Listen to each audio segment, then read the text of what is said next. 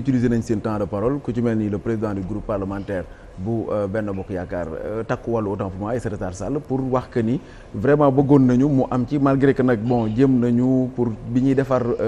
règlement intérieur parce que moom ci la bokk ci ñi ko tëgg mais xëy na dañ leen di maanaam daal jàllut lan moo waral mbir mu ni mel wala c'est de la politique purement. Bon mënuma wax de la politique la xam nga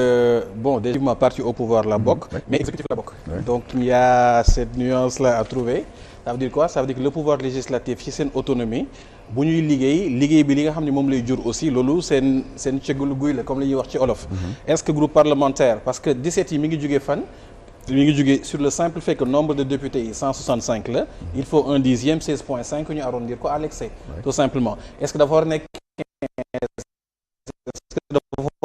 10 est-ce que dafa war a nekk 12 je suppose pendant toutes ces semaines là jur na peut-être ñàkk consensus sur ce point mais man li may gën a xool au-delà du fait que parti au pouvoir la bokk bi nga xam ni mooy yor majorité assemblée nationale mooy yan ñooy les points yi nga xam ni am na consensus ba tey mettre nañ ko en place mooy li ma doon tudd sànq chaîne parlementaire je crois que loolu c'est quelque chose d'exceptionnel parce que nit ñi bëgg nañ xam tey assemblée nationale lan moo fay xew mais bëgg nañ xam davantage lan moo fay xew dans le cadre du débat technique maa ngi koy wax sànq le débat c'est ce qui se passe à l'intérieur des commissions bala député yi budget bi à l'Assemblée nationale li ñu def ci commission d'enquête parlementaire te sànq waxuma ko sama premier tour de table mooy le fait que léegi mu am un comité d'évaluation des politiques publiques sànq tudduma ko mais lu am solo la xam nga la dimension évaluation des politiques publiques c'est la troisième dimension du rôle de l'Assemblée nationale à côté du contrôle de l'action de l'exécutif et à côté du vote des lois bi nga xam ne moom lañ leen xamee évaluation des politiques publiques mi ngi woon ci constitution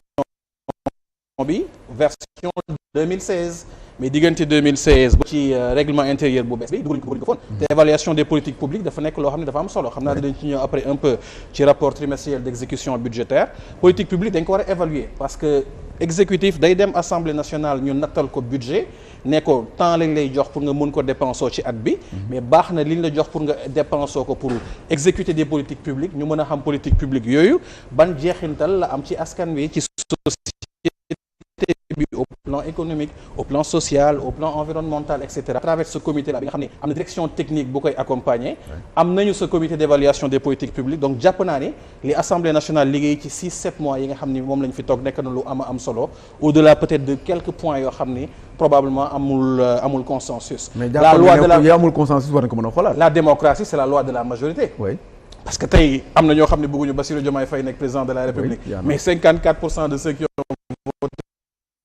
on dit que c'est lui qui doit être président de la République la démocratie aussi day doxal.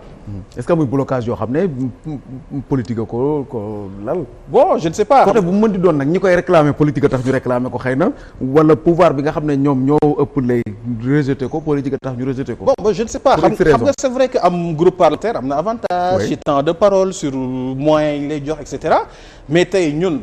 Ousmane Sonko nekkoon na un seul député à l'Assemblée nationale. xam nga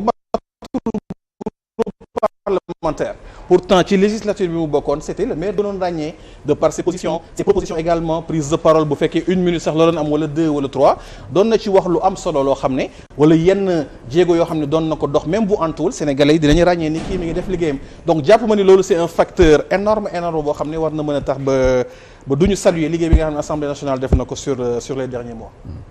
démission yi aussi ils peuvent revenir surtout ñi suspendroon seen ay postes à l'Assemblée nationale. Absolument parce que bu la askan wi fal c'est vrai dans le système globalement boo bokkee ci benn parti politique président de la République soxla la ci gouvernement bi war nga mën ñëwul ci liggéey ci gouvernement bi mais jàpp naa ni mandat bi nga xam ne moom la askan wi jox daf la ko jox pour une certaine durée te comme koo xam ne dafa nekk ci benn entreprise di liggéey léeg-léeg mu jël comparaison n'étant certes pas raison jël disponibilité pour une mission X ou Y mais après bu mission bi jeexee day dellu si waat fi mu bokk. ñenn ñi aussi dañ leen di dàq pour yeneen raisons yu nekk ci suuf ay entre ñoom wala genre yooyu mu bëgg. waaw loolu yëpp mi ngi si xam nga ko motivation bi nga xam ne moom nga am wala péripéties de la vie lan lay jur kooku mënuñu ko wax tey dans 2 ans xamuñu luy xew dans 3 ans mais li am solo je crois que sur le principe da nga nekk ci benn liste boo xam ne askan wi dañ la voteel ne la demal nga représenter ma parlement assemblée nationale waaye exécutif bu dee par exemple da nga dem nekk ministre exécutif bi nga xam ni foofu nga dem dugg ci gouvernement bi aussi askan wi lay liggéeyal ni muy liggéeyee askan wi le gouvernement bi di liggéeyee askan wi donc c'est deux am na solo d'un point de vue républicain mais bu fekkee sa mission bi jeex na parce que fa lañ la woon temporairement war nga mën dellu ci beneen mission bi nga xam ne askan wi daf la fa teg ci benn diir boo xam ni diir bu mat la. au moins signaler aussi que ni ci biir règlement intérieur bi defuñu ci nombre de députés à l'Assemblée nationale boobu moom xëy na je sais pas fàtte la wala parce que y a quelqu'un bu nga xam ne xam-xamam màcc na ci aussi tey dégg naa ko mu di ci wax sànq sax ñu ci doon jokkoo par rapport ak ñu bind clairement à l'Assemblée nationale et de 165. Bon après il me dit que c'est très important parce que aussi dafa war a am lu nga xam ne waruñu ko ciy fàtte. tout à fait tout à fait ba moo espérons que rek mu nekk benn oubli provisoire. mais li mu wax effectivement dafa am solo parce que justement c'est sur la base des 165. nañuy budgétiser le fonctionnement et voilà l'administration de tous les députés de l'Assemblée nationale. mais juste ci wàllu boobu c'est un précédent dangereux. dama doon 2008 en France bi nga xam ne moo créé le dernier règlement intérieur et li mu doon wax mu ne conformément au principe le législateur français ne conformément au principe de séparation des pouvoirs et en particulier en vertu du principe consacré par la Constitution d'indépendance de la justice, il ne peut être créé de commission d'enquête sur des faits ayant donné lieu à des poursuites judiciaires et aussi longtemps que ces poursuites sont en cours. Il est interdit que soient créées des commissions d'enquête sur des faits ayant judiciaire et aussi longtemps que ces poursuites sont en cours. xam nga loolu mooy li ma doon wax sànq ça peut être quelque part benn traquenard entre guillemets un magistrat qui connaît de certaines affaires nga war ko commission d'enquête bu boobaa son secret son serment il est obligé de le trahir moo tax ma ne je crois que il faut nañ ko gën a xool daal waaw nañ ko gën a xoolaat daal foofu yaakaar naa jar na gën a xam nga assemblée nationale bi nga xam ne foofu la ñuy voté les lois la ñuy àttee nit ñi. gëmuñu assemblée nationale boobu dina teg disposition boo xam ne day rompre ce genre de principe donc baax na comme tey la ko voté. dans les prochaines heures les prochains jours. ñu xool peut-être yan aménagement moom il se pourrait effectivement. que ce soit des magistrats yoo xam ne bu ñu leen woowee dans le cadre du secret de l'enquête wala secret de l'instruction ñoom bokkuñu see. donc comme c'est quelque chose qui vient d'être voté baax na ñu xool vraiment lan mooy les détails de chaque chose dans les prochaines heures. parce que déjà. c'est une émission Assemblée nationale article 50 égal moom moo ko wax mais politique publique lañ leen wax pour ñu contrôler mais côté justice bi duggagul beneen bi topp mooy ñoom am na loi organique 2017 11 ak 12 ak 10 autant pour moi ak yeneen loi organique yu nga xam ne dafa régir wàllu magistrature ak yooyu te waxul ci ñoom national politique publique nag dafa yaatu. dafa yaatu xam nga tey bu ñu bëggee dugg ci sujet boobu. boo jëlee dossier Azer bon je dis Azer parce que c'est un dossier yoo xam ne xam naa ni opposition bi ils en raffolent. Azer ils sont dans la politique publique de l'énergie. maintenant liggéey ci politique publique ak li mu làmbool yëpp bu politique publique bi amee loo xam ne war nañ ko leeral je crois que loolu mooy esprit wu commission d'enquête parlementaire. donc on est toujours dans le giron de la politique publique. en tout cas c'est à clarifier xaw ma dans les prochains jours. et puis Pape Sané. action si dossier action justice bu xasee ba entrer en jeu. commission d'enquête parlementaire bi moom. dañ koy teg de côté justement moo tax sax d'ailleurs le législateur l'a bien rappelé sax sur suñu constitution. ne que bu wàllu poursuite judiciaire amee. il est même souhaitable. que le garde des Sceaux soit saisi. pour mu def liggéeyam dans ce sens quoi et puis comme ni nga ko waxee y a une comment nu may waxee le terme là y a une priorisation qui fait que bu amee sur un fait une ouverture d'une enquête d'une commission d'enquête et une saisine de la justice. la justice est prioritaire mooy def liggéeyam quoi donc moo tax ma ne non ça peut être en soi kii monsieur Diop en soi ça peut être une bonne chose mais je dis que. il faut pas que ce soit un précédent dangereux. C'est ça. Voilà. C'est politique. Voilà. Je ne pense pas que ça le sera. Je crois que les choses seront faites dans le respect du normal. Mais comme une loi elle est impersonnelle, générale, coercitive. xëy na du doon pour yéen wala pouvoir bi fi ñëw nii mais dafa nar a nekk yeneen i pouvoir. moo tax ñu bari di wut caabi def ci ba nga xam ne kii ñëwaat xel mu mën di am wala lu ko mën di traverser son esprit du mën a def benn dëngate pour texte yi nga xam ne. waaw fii boo defe naa nag liñ fi dégg ko moom amul lenn lu personnel. non pas yii mais pour loi bi ñuy wax nii lay wax. est-ce que mooy côté convocation wu article bi autant pour moi. yooyu du pour yéen mais même pour les générations futures. oui mais xam nga fii amul lu personnel. parce que tey bu ñu nee am na magistrat bu ñuy woo wala ministre bu ñuy woo. à un moment donné ministre de formation professionnelle bi ngi tudd Amadou Moustapha Ndiaye Sare am na ku ko tuddoon avant xëy na ëllëg dina am keneen ku ko tudd donc amul lu personnel. c'est la fonction c'est la position qui est ciblée. jërëjëf sunu beneen gan bi xam naa ne d'un moment à l'autre dinañu dab ci plateau bi ndax ñi ngi waaj a dugg ci débat bi nga xam ne moo ñeel wàllum koom pour waxtaan ci largement moom docteur Mor Gassama xam-xamam màcc ci wàllum économie dinañu dab léegi nii ci kanam pour ñu mën a gën a xóotal bu baax a baax ci wàllum économie Cheikh Fatma Diop économie sax la ñuy daal di dugg. ndax ëllëg am na lu war a am assemblée nationale muy débat d'orientation budgétaire. débat d'orientation budgétaire bi nag li tax déjà li may xaw a fàttali tuuti mooy waa opposition bi boycotté woon nañ ko fi. ci débat bi mu waree dem à l'Assemblée nationale. parce que gisuñu woon le premier ministre. suba lan mooy enjeu wu débat d'orientation budgétaire ci ab budget wala en tout cas wàllum finance. jërëjëf def naa am laaj nga laaj bu am solo ñu ngi dugg ci koom bon ñu préciser d'abord que débat d'orientation budgétaire bi. débat d'orientation budgétaire u 2026 la li tax ma koy wax mooy temps yi documents yi xaw na bëri. am nga un rapport trimestriel d'exécution budgétaire T4 2024 donc qui agrège toute l'année 2024 am nga rapport trimestriel d'exécution budgétaire du premier trimestre 2025 T1 2025 am nga également la loi de finances rectificative 2025 le document de programmation budgétaire et économique pluriannuelle génn na également il y a 1 ou 2 jours. suba am na débat d'orientation budgétaire mais am na également vote de cette loi de finances rectificative 2025 mais débat d'orientation budgétaire bi donc comme ni ma ko waxee 2026 moo ko tax a jóg parce que budget dafa am tout un processus boo xam ne moom lay suivre balaa ñu koy voter Assemblée nationale diggante février ak mars 15 février ak 15 mars déjà ci at budget bi nga xam ne moom la ñu bëgg a voter pour at bii ñëw par exemple boo jëlee 15 février ba 15 mars 2025 bi ñu nekk nii ci la ñuy commencer procédure budget 2026 parce que li ñuy woowee ce qu'on appelle les conférences de performance. conférence de performance mooy ministère sectoriel yi agriculture formation professionnelle élevage et cetera dañuy dem am rencontre ak direction de la programmation budgétaire bon ministère sectoriel ak les institutions constitutionnelles yiy jot budget waxtaan boobu mooy xool naka la ñuy waxtaanee sur les premiers aspects du budget yan dépense mooy yi nga xam ni moom la ministère yi projeté loolu li tax mu am solo mooy direction programmation budgétaire déjà loolu moo koy servir de base pour mu mën a am un début de projection sur les dépenses mu permettre ko mu def ce qu'on appelle le cadrage budgétaire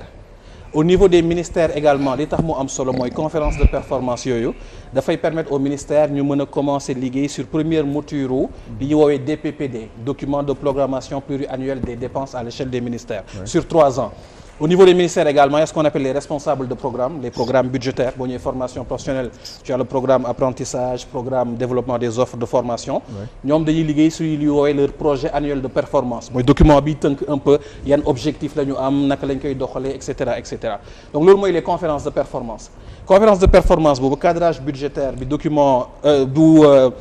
direction de la programmation budgétaire di jur dafay servir également d'intrant à la direction de la des politiques économiques pour ñu mën a commencer liggéey également sur le cadrage macroéconomique cadrage macroéconomique mooy lan mooy les grands agrégats de l'économie en termes d'inflation en termes de situation monétaire en termes également du contexte international ba nga xam ni loolu buñ ko toggee mooy jur le document de programmation de DPBEP document de programmation budgétaire et économique pluriannuel document de programmation budgétaire et économique pluriannuel boobu mooy dem suba Assemblée nationale mooy servir de base au débat d'orientation budgétaire yaa ngi laajte ban solo lam gis naa sànq ngay xaw a reetu di xam naa le fait que débat d'orientation budgétaire amul woon daaw pour les raisons que nous connaissons débat d'orientation budgétaire mooy nekk le premier contact entre les députés ak ñi nga xam ne ñooy indi budget ñu mën a indi seen waxtaan suba donc de doon vote députés yi dañuy indi seen commentaire sur la première mouture du document de programmation budgétaire et économique pluriannuel DPBEP tey di nga gis benn député ne yéen li ngeen nattal agriculture doyul wala li ngeen nattal infrastructure doyul te man sama gox bi tali bi ça fait 5 ans yeggul et cetera ba nga xam ni débat d'orientation budgétaire boobu mën na jur ñu defaraat DPBEP bi ngir mën a jël en considération commentaires yi nga xam ne député yi moom la ñuy def liggéey boobu nag mooy continuer ba la note de cadrage du premier ministre ba ñu dem conseil des ministres arbitrage président et cetera ba projet de loi de finances boo xam ne moom la ñuy yóbbu nag assemblée nationale évidemment jaar commission ñu waxtaan et cetera ba dem plénière ba muñ ko voter loolu mooy la procédure administrative bi ñu yóbbu ci ñu mën a voter le budget 2026 donc débat d'orientation budgétaire loolu mooy importance am parce que mooy permettre députés yi ñu mën a indi seen commentaire sur le document de programmation budgétaire et économique pluriannuel ñu xool éventuellement naka lañ koy ajuster ba defaraat ko ci lañ ñu wax sax coût global bu dépense yi nga xam ne mën nañ ci prévoir muy 19 364,4 milliards 16 638,7 milliards mu nekk wàllum ressources dañuy dooree débat bi à part DODP bi nga xam ne mooy am suba à l'Assemblée DOB autant pour moi parce que maa ngi koy jaawaleeg la direction DOB bi nga xam ne mooy am suba à l'Assemblée nationale ñu dugg ci ay rapport trimestriel parce que semaine bii passé nii chroniqueurs yi bi ñu toogee ci plateau bi ñu ngi ci doon wax que ni bu génnee ci la mbir yi di gën a leer parce que boobu ñi ngi wax waxu dette ak ay dépenses ak fan ngeen ko dugal ak yooyu ñaari documents yi génn na muy bu dernier trimestre bu 2024 ak premier trimestre bu 2025 des na sax bu deuxième trimestre bi parce que léegi mu bëgg a jeex déjà mais ñaari trimestre yooyu ñu jël bu ñu ci mënee def une analyse globale de la situation économique wala financière autant pour moi pas économique du Sénégal lan lay nekk lu ñu mën a tënk waaw foofu aussi les rapports trimestriels d'exécution budgétaire ñu woowee RTEB T4 2024 muy quatrième trimestre 2024 bi agrégé l'ensemble de l'année 2024 ak T1 2025 c'est également des documents importants loi organique relative aux lois de finances moo wax ni gouvernement bi war na ko préparer mettre ko à la disposition de l'Assemblée nationale te c'est également un outil loi organique relative aux lois de finances mais également le code de transparence dans la gestion des finances publiques notamment en son point 6.6 su ma jumul mu nekk également un document important pour les partenaires techniques et financiers pour les populations en termes de communication et d'information mais mu nekk également un document important parce que sànq ñu ngi koy wax gouvernement bi day dem Assemblée nationale ngir ñu nattal ko dépense bu ñu la ko nattalee nag baax na ab diir chaque 3 mois nga mën a wax ni kat li ñu ma nattal lii laa ci jëfe lii laa jot encaissé effectivement lii laa exécuté loolu mooy liggéeyu rapport trimestriel d'exécution budgétaire également ñu war a préciser lan moo tax le rapport trimestriel T4 2024 yéex a génn ça a été un peu au point de l'actualité xam nga Cour des comptes dafa am liggéey bu mu def dafa def l'audit de la situation des finances publiques bi nga xam ni gouvernement bi moo ko def via l'inspection générale des finances bi bokk ministère des finances mën nañ bañu revenir ci détail bi je crois que ça a été discuté par le passé mais audit boobu ñu ngi ko def diggante 2019 ak 31 mars 2024 defe naa mu am lu mu génne loo xam ni kenn fàttew ko ba tey gouvernement bi fi nekkoon bi ñuy dem dañu newoon déficit budgétaire mi ngi toll ci 5,5% ñu ne ñu endettement public bi mi ngi toll ci 65% du PIB ñun gouvernement bi def liggéey génn 26 septembre feeñal ni li gars yi wax du dëgg parce que déficit budgétaire bi ñu ne woon 5,5% la gis nañ ni dem na ba toll 10% c'est passé du simple au double pratiquement endettement bi également du woon 65% du PIB en réalité on était à 73% du PIB ci liggéey provisoire bi gouvernement bi def Cour des comptes saytu liggéeyu gouvernement bi gis lu gën a yées sax li nga xam ni moom la gouvernement bi découvrir oon déficit bi ñu gis ni nekkatul 10 en réalité 11,7% du PIB bi la waaye endettement bi également ñu gis ni kon du 73% dem ba 99,7% du PIB loolu nag bu génnee yooyu c'est sur le déficit et sur la dette il y a d'autres constatations comme la dette bancaire de 2500 milliards boo xam ne gars yi dañ ko nëbboon au niveau des livres publics ak également disparité yi nga xam am na diggante li DODP bi nga doon tudd sànq signalé en termes d'endettement extérieur par rapport à la réalité mu am gap de au moins 700 milliards ak yeneen yoo xam ni découvrir nañ ko ci gouvernement bi dañ doon fonctionner comme ay dépenses yoo xam ni année bi lañ ko war a dugal ko année ba et cetera et cetera alors Cour des comptes bu defee liggéey boobu yow effectivement loi tënk na la ngir bu trimestre bi jeexee 1 à 2 mois yi ci tegu jëm 3 mois war nga génnee ce RTEB là ce rapport d'exécution budgétaire mais rapport bi bu génnoon moment bi nga xam ne dafa war a génn te jëluñu en considération cette falsification des chiffres là parce que falsification des chiffres dafa induire des données yoo xam ne waroon na dugg te duggul donc yow boo génnee ce rapport d'exécution budgétaire te jëluloo en considération ces données là naam di nga respecter loi mais doo génnee rapport d'exécution budgétaire boo xam ne dina fiable loolu moo tax T4 2024 yéex a génn évidemment day am effet ci T1 2025 parce que T1 2025 mënul génn te T4 2024 génnoon ci tënk boo xoolee T4 2024 gars yi commenté nañu un peu sur la masse salariale qui a augmenté effectivement elle a augmenté de 116 milliards mais li ñuy fàtte préciser mooy ci masse salariale bi augmenté au-delà des dépenses dans les secteurs sociaux yi nga xam ni c'est des dépenses automatiques qui viennent mais ministres yi nga xam ni ñoo mujjee ci gouvernement bi fi jiitu te man loolu xam naa ni war na nekk sujet boo xam ne war nañ ko tegaat sur la place yow nekk nga ministre kay liggéeyal nga nguur bi dem nga mais demal rek mais ministre yooyu dañ leen nattal 6 mois de salaire yoo xam ne dañ leen ko jox cabinet yi nga xam ne ñoo la yem mooy directeur de cabinet conseil technique et cetera ñu jox leen également des indemnités de départ loolu bokk na ci lu gonfler la masse salariale sur cette période là mais fondamentalement amul différence bu rëy trop diggante T4 2024 ak loi de finances rectificative bu 2024 boo ñëwee ci T1 2025 mooy premier trimestre 2025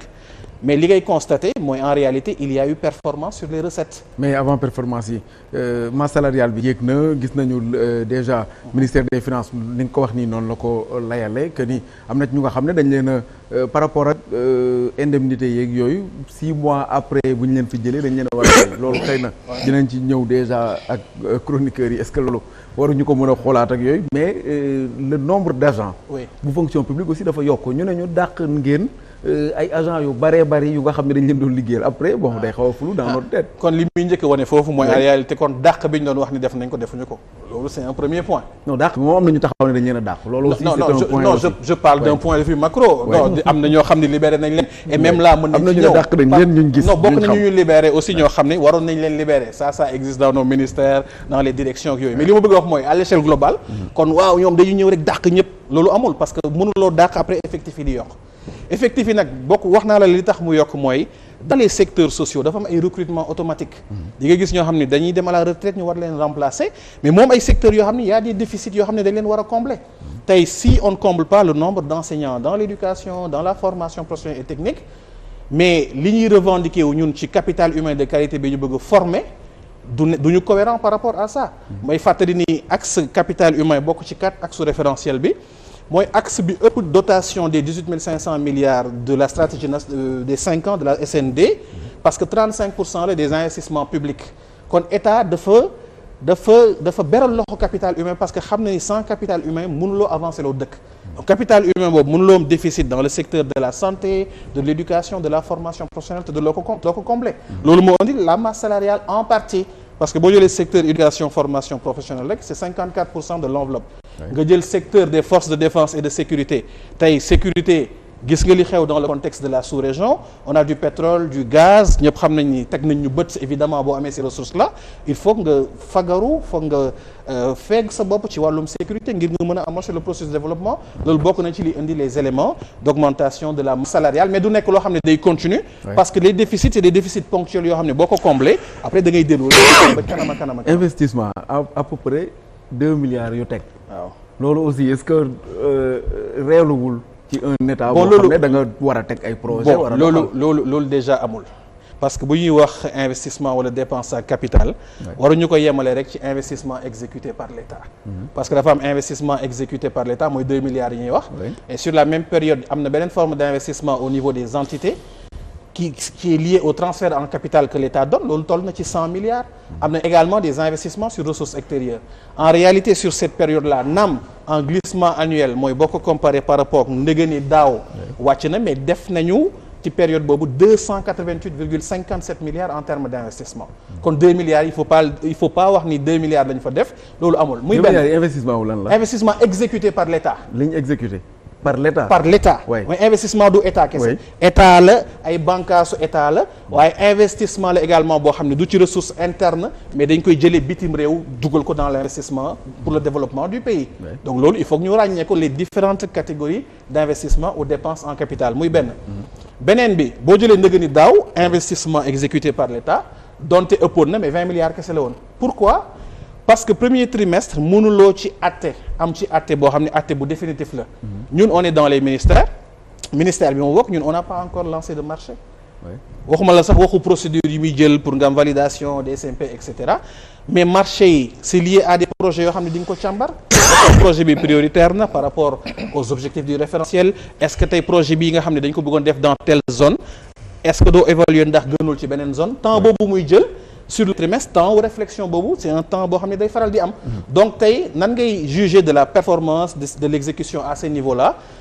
même boo defee deuxième trimestre di nga am peut-être un début de tendance mais il faut nga dem vers à partir du troisième trimestre pour xool dëgg-dëgg ce qu'on fait en termes d'investissement encore que dans la politique nouvelle de l'État il y a le travail qu'on est en train de faire sur les investissements sur ressources externes les investissements sur ressources internes dañuy évaluer xool performance investissement bi fan la ñuy dugal investissement bi ak lan lay jur kon impact donc du ñu xool effet volume kese mais effet impact également dafa jar évaluer mais nga may ma daaneel rek parce que wax nañ tey en 2025